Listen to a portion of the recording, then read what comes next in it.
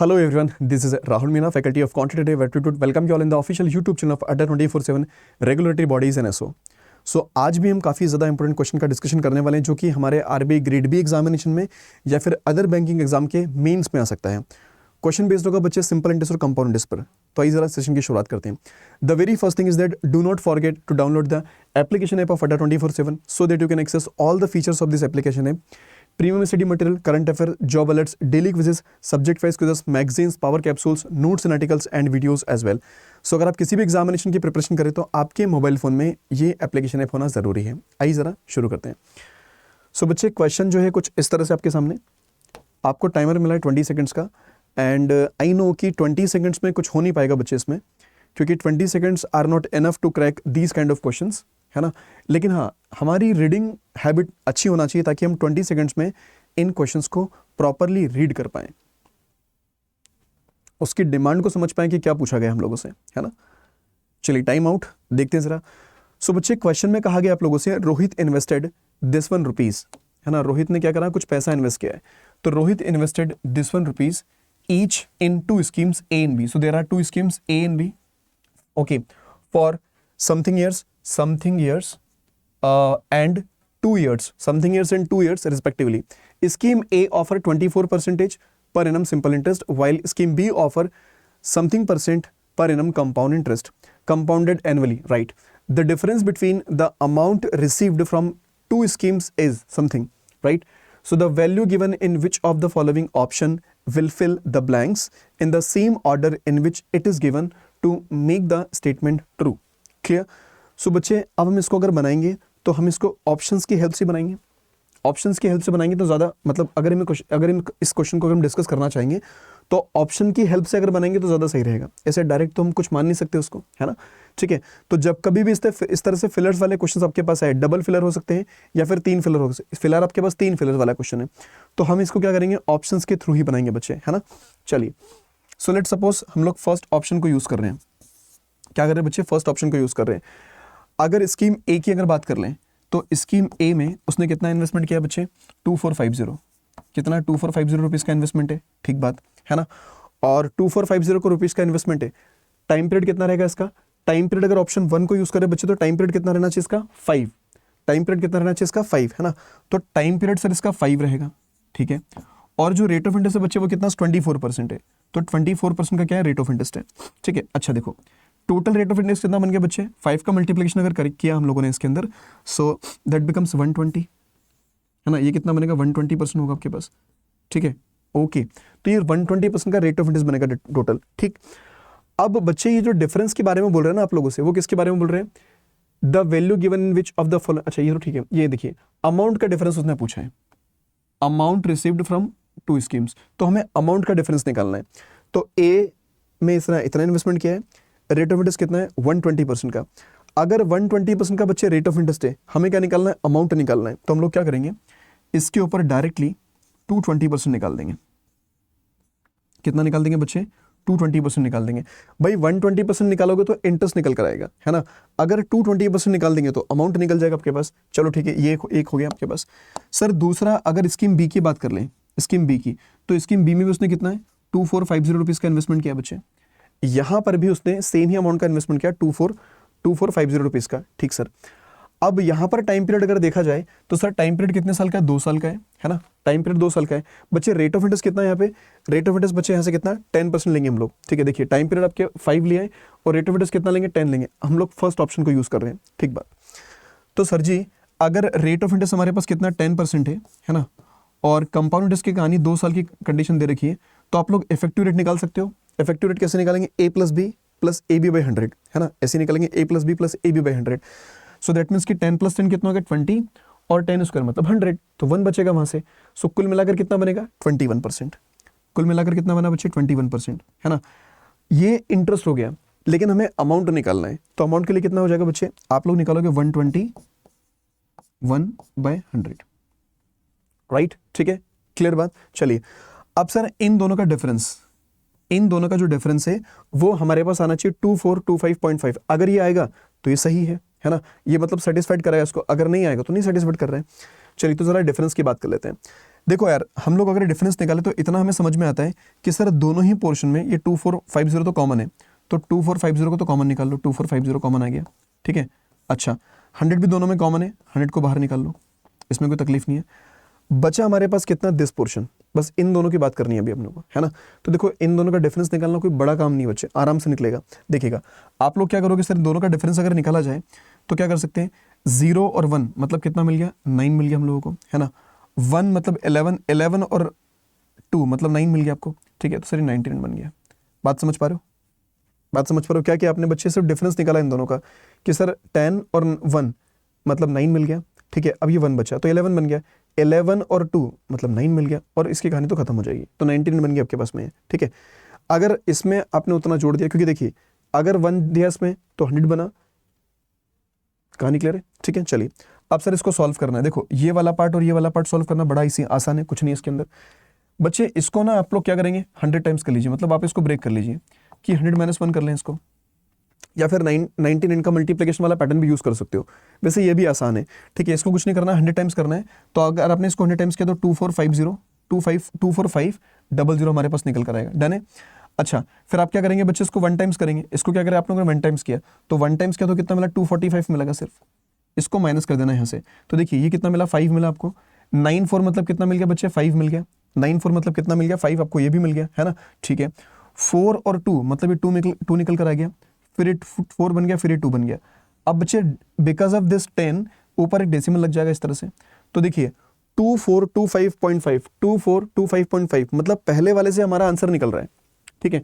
मतलब जो फर्स्ट वाली कंडीशन हम लोग लेके चल रहे हैं तो डिफरेंस हमारे पास निकल रहा है जो वहां दे रखा है। मतलब ये हुआ कि सर फर्स्ट ऑप्शन जो है इसको सेटिस्फाइड कर रहा है, ठीक है। क्या होगा बच्चे, फर्स्ट ऑप्शन क्या कर रहा है सर, सेटिस्फाइड कर रहा है, इससे हमारा आंसर निकल रहा है, ठीक है। चलिए अब दूसरे को चेक करते हैं। अगर दूसरा देखें तो ये रहा आपके पास में। चलिए बच्चे इसको भी फटाफट से देखते हैं हम लोग, है ना। सर ऑप्शन 2 की बात कर लेते हैं, है ना। जो ऑप्शन 2 हमारे पास दे रखा है कि उसमें क्या कंडीशन दे रखी है, तो वापस से वहीं करेंगे हम लोग कि सर ए के अंदर इन्वेस्टमेंट। अब देखो यार दोस्त, है ना, बार बार लिखने की जरूरत नहीं, हमने पहले में लिख लिया ना, ठीक है। अब बार बार लिखने की जरूरत नहीं, आप सिर्फ ये देखो कि रेट ऑफ इंटरेस्ट कितना बन रहा है यहाँ पे, है ना, अमाउंट कितना बन रहा है। तो देखिए यहाँ पर अगर टाइम पीरियड की बात करेंगे तो टाइम पीरियड अब कितना होगा, हम पहले वाला तो चेक कर चुके हैं। टाइम पीरियड अब कितना होगा बच्चे, 2 होगा। टाइम पीरियड कितना होगा, 2 होगा, ठीक है। और रेट ऑफ इंटरेस्ट की अगर बात करें तो कितना होगा, 24 होगा बच्चे, ठीक है। तो सर टोटल जो रेट ऑफ इंटरेस्ट बनना चाहिए 24 2 कितना हो गया, 48 मतलब 48। तो 48% का रेट ऑफ इंटरेस्ट बन रहा है, राइट। एंड अगर हम लोग अमाउंट की बात कर लेंगे तो अमाउंट कितना हो जाएगा, 148। तो इसके अंदर जो अमाउंट बनेगा बच्चे वो होगा 148%। बात करें, ठीक है। चलो लिख लेना, नहीं तो फिर कंफ्यूज मत होइएगा, इस पर निकालना आपको, ठीक है। उसी तरह से अगर दूसरे वाले पार्ट की बात कर ले बच्चे, स्कीम बी में, तो स्कीम बी के अंदर रेट ऑफ इंटरेस्ट जो होगी वो कितनी होगी बच्चे, अभी 40%। कितनी होगी, 40% होगी आपके पास, है ना। तो रेट ऑफ इंटरेस्ट सर हमारे पास कितनी, 40% है। और जो टाइम पीरियड हमारे पास कितना सर, वो 2 साल का है, ठीक है, 2 साल का है। यहां पर भी आपको इफेक्टिव रेट निकालना पड़ेगा, यहां पर भी आपको क्या निकालना होगा, इसका इफेक्टिव रेट निकालना पड़ेगा, ठीक है। तो बच्चे देखिए कैसे निकालते हैं, 40 + 40, और इस 40 पर भी 40% का इंटरेस्ट आपको देना होता है मेनली, है ना। इसी तरह से आपका इंटरेस्ट बनता है कंपाउंड इंटरेस्ट में। तो बच्चे ये वाले पार्ट से ये वाला पार्ट तो कैंसिल हो गया सर। 40 + 40 कितना हो गया, 80 हमारे पास ये बन गया, और 4 4 से कितना होगा बच्चे, 16 हो जाएगा। So that becomes 96। तो 96% का इंटरेस्ट बन रहा है। अगर 96% का इंटरेस्ट बन रहा है, रेट ऑफ इंटरेस्ट बन रही है, तो अमाउंट कितना बनेगा हमारे पास, 196। तो आपने 196% निकाल देना है। अच्छा किस पर निकालना है, 2450 पर। बात समझ में आई, है ना। चलिए अब जरा डिफरेंस निकाल कर चेक करते हैं क्या डिफरेंस हमारे पास 1196 आ रहा है या फिर नहीं आ रहा है, ठीक है। तो बच्चे देखिए आपने क्या करा, दोनों का डिफरेंस निकाला। सर दोनों में 2450 कॉमन है, कोई प्रॉब्लम नहीं है। 100 भी दोनों में से कॉमन हो जाएगा, इसकी भी कोई दिक्कत नहीं है ना। हमें इन दोनों का डिफरेंस निकालना सीधे, ठीक है। अगर दोनों का डिफरेंस निकाला जाए बच्चे तो 6 8 कितना हो गया, 6 8 कितना हुआ, 2 0 2 कितना बना, 8 बना आपके पास, है ना। मतलब 16 8 बचेगा। फिर ये 8 4 कितना हो गया बच्चे, 4 हो गया, ठीक है। इसी को निकालना है क्या, ये वाला पार्ट तो कैंसिल हो गया दोस्त। अब मुझे इसको इससे मल्टीप्लिकेशन करना है। क्या करना है मुझे, इसको इससे मल्टीप्लिकेशन करना है। सर 48 से मल्टीप्लिकेशन करना सही नहीं है, एक काम कर लेते हैं, 48 कैन बी रिटन एज 50 - 2। क्या लिख सकते हैं बच्चे, 50 - 2, डन है, ठीक है सर। अगर मुझे 50 का मल्टीप्लिकेशन करना है दैट मीन्स कि इस नंबर को हाफ करके मुझे दो जीरो लगानी है, ठीक है। क्या करना है बच्चे, मुझे इस नंबर को मल्टीप्लाई करना 50 से, तो इसको हाफ करके मुझे 2 जीरो लगानी पड़ेगी इसके अंदर, राइट। तो देखिए इसका हाफ कितना हो गया, 2 1 2 हो गया, टू टू ज़ा 4 हो गया बच्चे, देखो 2 1 ज़ा 2, 2 2 ज़ा 4, फिर 2 2 ज़ा 4 हो गया, पॉइंट लगा दोगे, 2 5 ज़ा 10 हो जाएगा। अब देखो 2 जीरो लगाएंगे आप लोग, तो एक जीरो लगाई तो पॉइंट रिमूव हो गया और एक जीरो हमारे पास और आ जाएगी, समझ में आया? ठीक है, अब आपको क्या करना है, 245 को डबल करना है। 245 को क्या करेंगे बच्चे, डबल करेंगे आप लोग। तो सर इसको डबल करना, तो देखिए 200 का डबल कितना हो गया बच्चे, 400, और 45 का डबल कितना हो गया, 90। तो कुल मिलाकर कितना बना, 490। तो आप बोलेंगे सर ये 490 हो गया अपने पास। ओके, देखिए जीरो आएगा आपके पास इधर से, है ना? ठीक है सर, जीरो आएगा, नो डाउट। उसके अलावा अगर देखा जाए तो 59 मतलब कितना, 4, और 04 कितना हो गया बच्चे, 6 हो गया आपके पास, ये भी ठीक है। फिर अगर यहाँ पर देखोगे तो 11 और 4 कितना बना बच्चे, ये 1 बचेगा ना ऐसे, ठीक है। तो 11 और 4 मतलब कितना, 7, ठीक है सर, 7 आ गया। और अगर इसको देखा जाए तो 1 1, ठीक है।